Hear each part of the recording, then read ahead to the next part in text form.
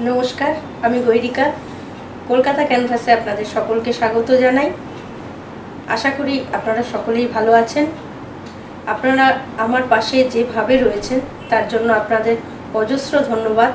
এভাবেই সারা জীবন আমার পাশে থাকুন এই কামনাই করি। আর যারা এখনও আমার বন্ধু হননি, আমার পাশে এসে দাঁড়াননি, তাদের কাছে আমার রিকোয়েস্ট, প্লিজ সাবস্ক্রাইব করুন কলকাতা ক্যানভাস। কিভাবে সাবস্ক্রাইব করবেন একটু দেখে নিন। কলকাতা ক্যানভাসকে সাবস্ক্রাইব করতে প্রথমে এই লাল সাবস্ক্রাইব বাটন প্রেস করুন, তারপর দেখবেন একটি বেল চিহ্ন আসবে। এই বেল চিহ্নটায় এবার প্রেস করুন। এতে আপনি সবার প্রথম ভিডিওর আপডেট পেয়ে যাবেন। সাবস্ক্রাইব করার জন্য ধন্যবাদ। শুরু করছি আজকের বিষয়। আজকের বিষয় হলো কর্পূর। আমরা পুজো আর্চা কর্পূর ছাড়া হয়ই না, সেটা জানি, কিন্তু কর্পূরের অনেক গুণ আছে যা আমাদের শরীরের পক্ষেও ভালো। আজকে জেনে নেব সেই বিষয়টাই। চলুন দেখি আজকের বিষয়।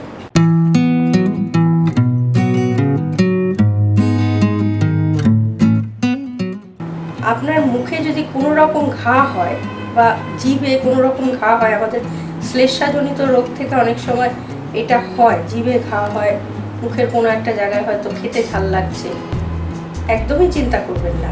ঘরে কর্পূর রয়েছে, জলে গুলে কয়েকবার মুখটা ভালো করে ধরুন। এভাবে কদিন করুন, জিভের ঘা বা মুখের ঘা আপনার কিন্তু মিলিয়ে যাবে। চুলে খুশকি, এটা তো আমাদের একটা বিরাট সমস্যা। আমরা যারা রোজই বাইরে বেরোই তাদের খুশকি হবেই মাথায়। বাচ্চারা যারা স্কুলে পড়ে তাদের খুশকি হবেই মাথায়। এই খুশকি থেকে নানা রকম চর্মরোগ হয়। কাজে খুশকিকে আমাদের অবশ্যই দমন করতে হবে। তার জন্য কর্পূরটাকে একটু জলে ভালো করে মিশিয়ে নেবেন। সেই জল দিয়ে মাথাটা ভালো করে ঘষে নেবেন। আপনার খুশকি কিন্তু কমে যাবে। দাঁতকে যদি ঝকঝকে করতে চান সেক্ষেত্রেও কিন্তু কর্পূর আপনাকে হেল্প করতে পারে। কিভাবে শুনুন। কর্পূর একটু খড়ি মাটি আছে না, সেটাকে গুঁড়ো করবেন। সেই খড়ি গুঁড়োর সঙ্গে কর্পূর মিশিয়ে একটু মাজন হিসেবে দাঁতে ব্যবহার করুন। বেশ কিছুদিন মাজলে দেখবেন দাঁত কিন্তু আপনার সাদা হয়ে যাবে। আপনার সর্দি হয়েছে অথবা সর্দি থেকে জ্বর হচ্ছে, সিজন চেঞ্জের সময় আমাদের এটা খুবই হয়। তার জন্য আমরা প্রথমেই একেবারে শুরুতেই ডাক্তারের কাছে না গিয়ে এই টোটকাটা দেখতে পারেন। সেটা হচ্ছে কর্পূরের তেল। এটা কিন্তু আপনার সর্দি কাশি এবং সর্দি কাশিজনিত যে জ্বর তার জন্য খুব উপকারী। কিভাবে তেলটা বানাবেন।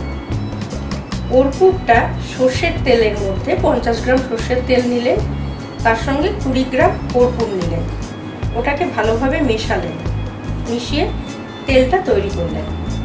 সেই তেলটা যদি আপনি মাখেন শরীরে, বুকে, গলায়, তাহলে কিন্তু আপনার সর্দি এবং সর্দি জ্বর থেকে মুক্ত হতে পারেন।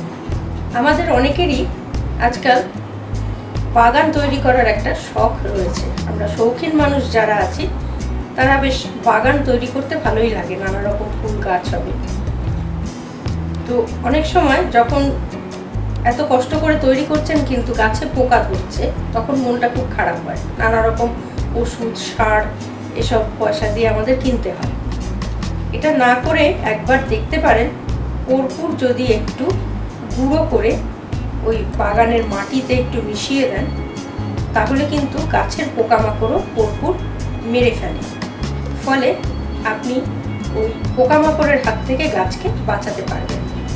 বর্ষাকালে যখন বৃষ্টি হয় আমাদের ঘরের দরজা জানালা বন্ধ করে দিতে হয়। বেশ কিছুক্ষণ পরে দেখবেন ঘরটায় ঢুকে একটা বিচ্ছিরি গুমোট গন্ধ হচ্ছে। সে সময় আমরা রুম ফ্রেশনার ইউজ করি। ওটা না করে আপনি যখন দরজাটা বন্ধ করছেন তার আগে কর্পূর কিছুটা ঘরের কোনায় কোনায় একটু ছড়িয়ে দিন। তাহলে আপনার ওই যে একটা ভ্যাপসা গন্ধ সেটা কিন্তু আর হবে না। আপনাদের ঘরে আলমারিতে অনেক সময় পুরনো রূপোর বাসন থাকে, মা ঠাকুমাদের থেকে পাওয়া বা শাশুড়ি থেকে পাওয়া রূপোর বাসন যদি থাকে দেখবেন বেশ কিছুদিন পরে একটা চকচকে ভাবটা চলে যাচ্ছে। তখন আপনি যদি আলমারিতে রূপোর বাসনের সাথে কর্পূর কিছু রেখে দেন, তাহলে কিন্তু আপনার রূপোর ওই চকচকে ভাবটা থেকে যাবে, যেরমটি ছিল সেরমটি।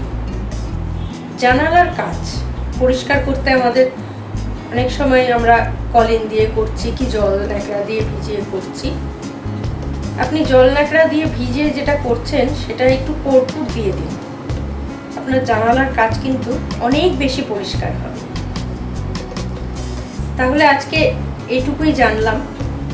আবার কখনো আরো কিছু তথ্য আমি নিশ্চয়ই আপনাদের কাছে জানাবো। কর্পূর আমাদের কি কি কাজে লাগে, শুধু শরীর নয়, আমাদের দৈনন্দিন জীবনে অনেক কাজেই লাগে জানা গেল।